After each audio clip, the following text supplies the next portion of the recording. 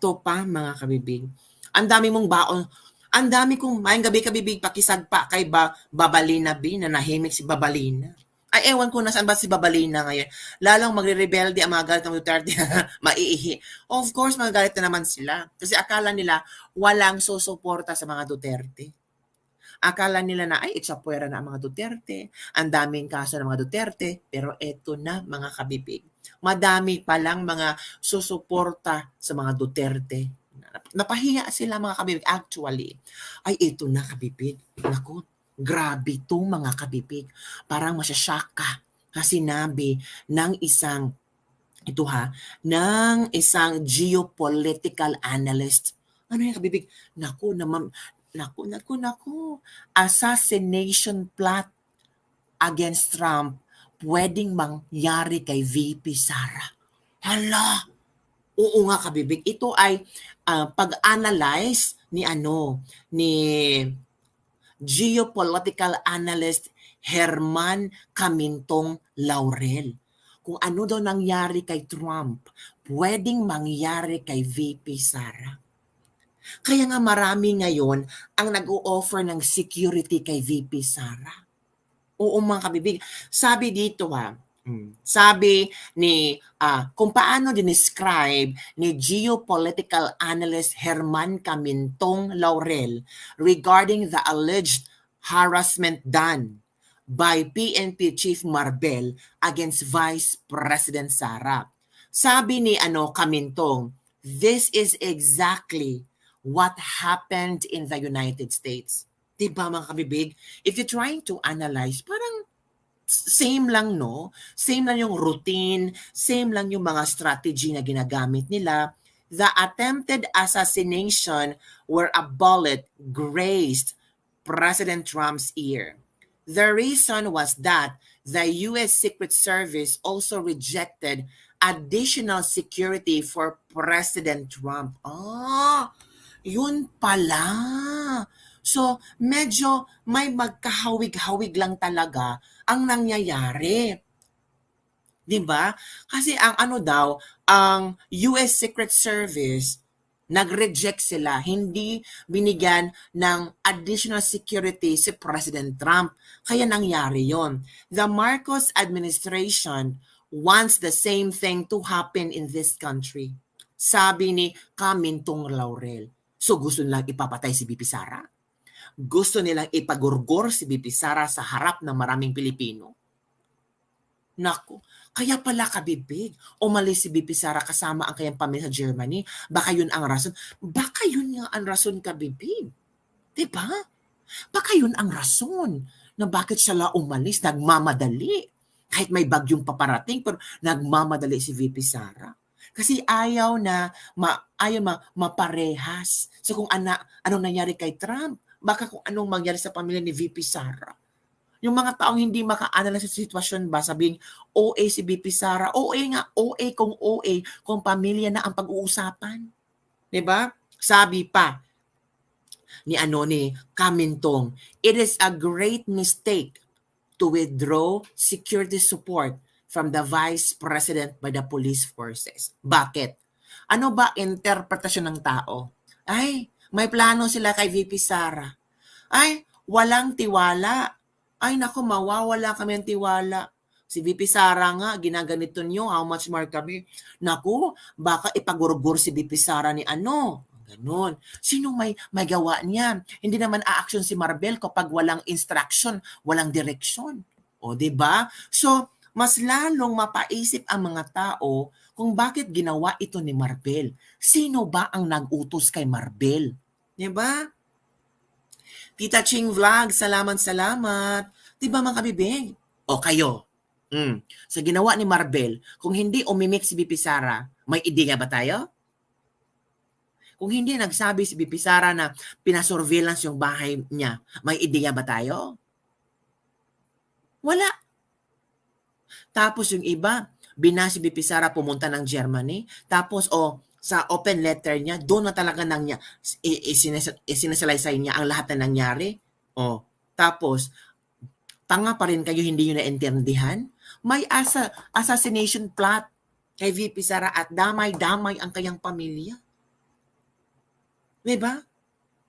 Viviana Salas Udal, masaag lang sa babalinaw, gulgurin ako, suwanga na. Lourdes Elamel, hello, hello. Di ba mga bibig? Ang mahina ng utak, ang hindi maka-understand na merong assassination plot kay VP Sara. Di ba? Sinabi niya sa open letter na, uy, buti na lang nagsabi si VP Sara. Di ba? Ito pa ang sabi ni ano ha, ni Herman Camentong Laurel.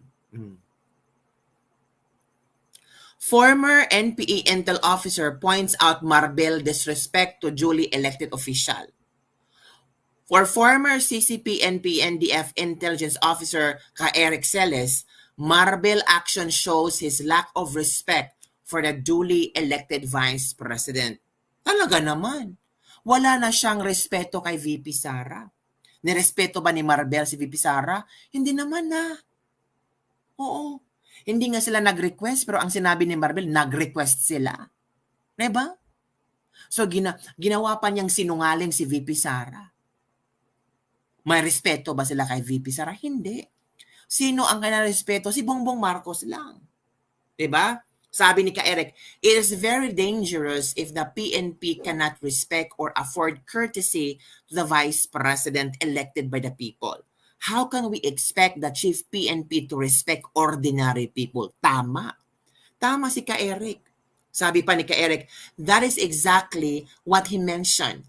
How the police hurt the youth, women, and indigenous people, and armed civilians and workers, as well as the religious missionaries of the kingdom of Jesus Christ.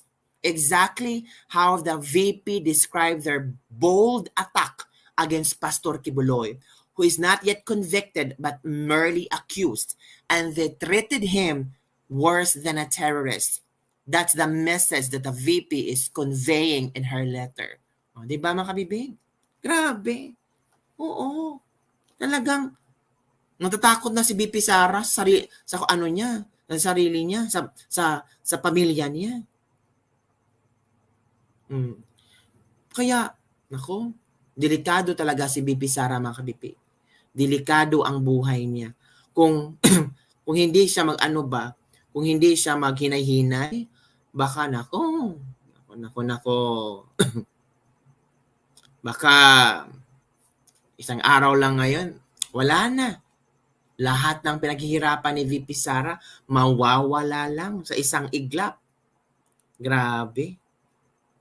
Ano sa palagay ng kabibig? Kailangan ba nating suportahan si VP Sara? Of course, kabibig. Kailangan natin suportahan si VP Sara. Nangangailangan siya ng tulong para sa atin. MNLF Davao, magbibigyan ng security kay VP Sara. 6 Muslim tribes in Davao, magbibigay ng security ng VP Sara. Di ba? Ang daming magbibigay ng security kay VP Sara. So anong reaction nito mga kabibig? Ha? Talaga ang gobyernong ito. Parang hindi natin hindi natin ma-analyze. Parang ang hirap, oy. Parang ano bang nangyari? Kawawa ang Pilipinas, no? Ay, nako. Ito pa kabibig. May bago na namang nag-resign sa kabinete ni Bongbong Marcos. Hala, may bagong nag-resign. Oo, may bagong nag-resign kabibig sa kabinete ni Marcos. Sino yan kabibig? Hanapin ko ha. Kung sino yung nag-resign. Nako. Eto. DTI Secretary Alfredo Pascual has resigned from his post, says Malacanang. Hala, DTI? DTI representative. Ito DTI Secretary pala. Alfredo Pascual nag-resign. Bakit nag-resign kabibig? According to the Presidential Communications Office, Pascual resigned to transition back to private sector. Yun lang? So hindi niya kayang magserbisyo sa gobyerno? Yun ang talagang rason ni DTI Secretary Alfredo Pascual? Napaka liit naman, parang hanging reason. Gusto niyang mag-transition back to private sector. Sabi pa ng PCO, the search for a successor will commence and immediately to ensure a seamless transition and continuity in department's initiative. Wow! Anong nangyari? Bakit umalis? Nako po. President Marcos Jr. meet the Secretary Pascual at the Malacanang Palace to accept his resignation and acknowledge his invaluable service in guiding the restoration and transformation of the Philippine economy. His focus on MSMEs was absolutely correct, and we are beginning to see the fruits of that policy. We are sorry to lose him, but we respect his decision that this is the time for him to return to private sector. Akala ko masarap ang buhay sa gobyerno ni Bongbong Marcos. Akala ko maganda ang makiging secretary ni Bongbong Marcos. Akala ko mabongga. Akala ko may magagandang pagbabago. Kasi pag maganda ang ginawa ni Pascual, Secretary Fred Pascual, dapat i-continue to. Dapat pinigilan ni Bongbong Marcos na, hey Pascual, huwag kang mag-resign. Ang ganda ng inyong polisiya. Naramdaman namin na unti-unting nakikita namin ang fruit of that policy. Pero bakit hinayaan niyang umalis?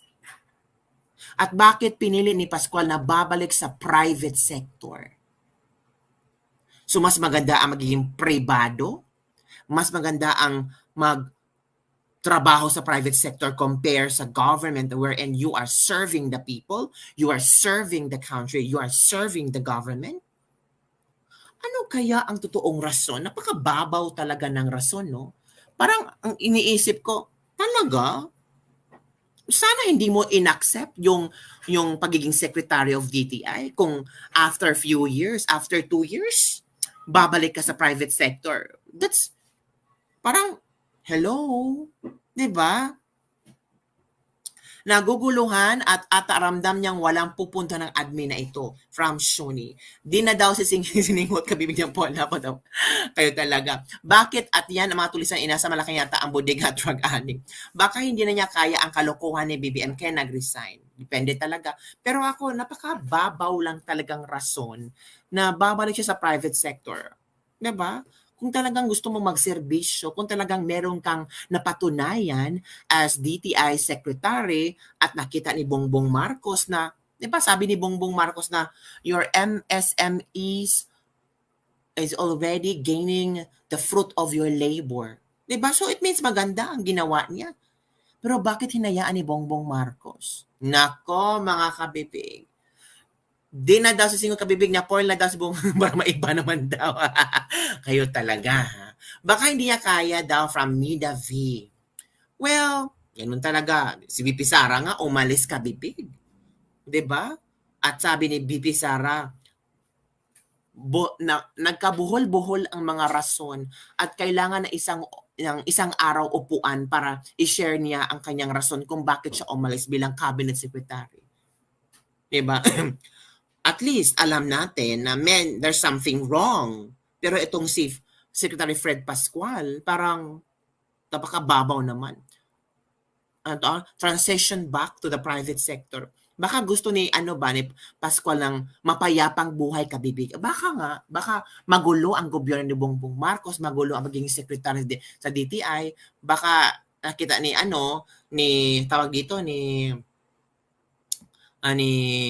Pascual na para yatang walang improvement ang Pilipinas. Ha?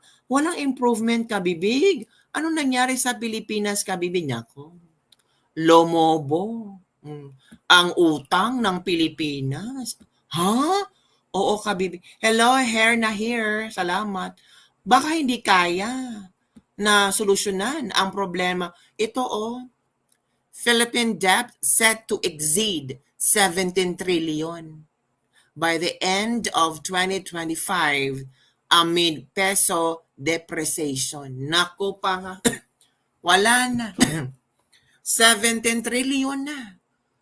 Oh, grabe mga kabibig. Ang yaman ng Pilipinas. Ang yaman ng Pilipinas sa utang. 17 trillion. Saan mo hahanapin to? Kung ako, no, makatunganga talaga ako. Nagkabuktot-buktot na tayo sa trabaho tapos malalaman natin to. Exceed 17 trillion. Paano makakabangon ang Pilipinas from Tita Ching Vlog? Maipapalit si Kokak yun na mas malaki ang lagay. Uy, Grasita, Reduna. May malalim na yan rason kabibig from EDS. Pero ito kabibig, 17 trillion. Mga Masonic at elites members ang nasa likod ng lahat ito. Control ang government ng Pinas. Sino ba ang puppet members sa atin? Isa pang haka-haka ay ni BBM sumunod sa mga plano ni Pascual or ayaw ni Pascual maging sunod-sunuran. Pwede din yan, Shoni. Nagwawadas lang kasi ng pera. Puro kasi ayuda from Joy Biakong. Natauhan na siya kabibig dahil ayaw niyang madamay sa tugtog ng kampana. Malapit na kasi ang katapusan nila from Noor Muhammad. Pero shock ako kabibig ko ang laking pera kabibig. Yan ang utang natin in the end of 2025. Kakain pa ba tayo niyan? Kaya pa ba nating magbigay ng tax mga kabibig? Paano natin 'to babayaran mga kabibig? Nakaka-stress. Pero si Bongbong Marcos hindi na stress. Oo, pero tayong mga ultimo, tayong mga mamayang Pilipino, pag makita natin ang news na ito, na-stress tayo. Parang tayo yung karga sa ating likuran itong 17 trillion by the end of 2025. Nako kabibig. Paano yan? Makakahihinga pa ba tayo? Pero sila kabibig, party-party lang. Sila kabibig, ang laking budget nila kabibig. Ano malaking budget? Mga kabibig, ito ang laki ng budget nila kabibig sa 2025. Ha? Anong budget? Ito kabibig ha, ipapakita ko sa inyo. Yan. 10.29 billion para sa confidential intel funds. Hinihingi sa ilalim ng 2025 budget. Tingnan nyo kabibig, Ang laki kabibig. Pero bakit tahimik ang Kongreso? Yung kang Sara, 125 million confidential funds, pinatawag sa Kongreso. Ito kabibig, 10.29 billion. Confidential intel funds. Hiningi ni Bongbong Marcos. Bakit hindi pinag-usapan sa Kongreso? Bakit walang Congress hearing? Kasi presidente ang hihingi? Ikumpara nyo to sa 125 million ni VP Sara at 10.29 billion. Anong sasabi nyo dyan? Ang laki, So, kasali ito sa 17 trillion na utang natin. Diba? Itong 10.29 billion. Grabe mga kabibig. Para saan yung confidential intel funds? From Panga Mercy, good evening kabibig. Kabibig, may bagyong darating na naman sa Pilipinas, bagyong Dindo, mas malakas pa kay Karina. OMG. Nako, lalong uutang na naman sila. Oops, nakahabol from Hazel Eyes. Salamat Hazel Eyes. Ang laki kabibig, grabe. Nakita ko na sa aking vision, malapit na ang paghuhusga. Langit ang hato sa kanila from Noor Muhammad. Iba na doon si Noor Muhammad sa kanyang vision. So, anong gagawin ni Marcos sa kanyang confidential fund sa 2025? Ewan natin kabibig. Pero kung VP Sara pa to, tingnan niyo ang pagmumukha ni Romualdez. Tawang-tawa. Laki ng smile ni Romualdez, ha? Laki ng smile ni Romualdez. 10.29 confidential intel funds ang hiningi nila. Baka pinamudmud nila kaibigan sa mga kakampi niya. God bless you, kabibig. Salamat from Lourdes Inamil. Nako, ano nangyari sa Pilipinas? Ay, ang hirap maging Pilipino. Lalo na ngayon na, ayan Kita yun na. Kita yun na kabibig ha. So, hintay-hintay na lang tayo kung kailan matatapos ang mundo. Pambili ng shabs, tawa ng timawa. Hanggat may bagyo, tiba-tiba ang kongreso at ni Boy Biyahe tambalos-los. Nako, grabe no? So yun na kabibig ang ating mga lebak-lebak with evidence for tonight. So salamat talaga ha sa walang sawang pagsubaybay nyo sa vlog ko, sa mga videos ko, kahit ang mukha ko ay nakasawa-sawa na talaga pero nandyan pa rin kayo at hindi nyo iniwan ang isang kabibig with evidence. Ay,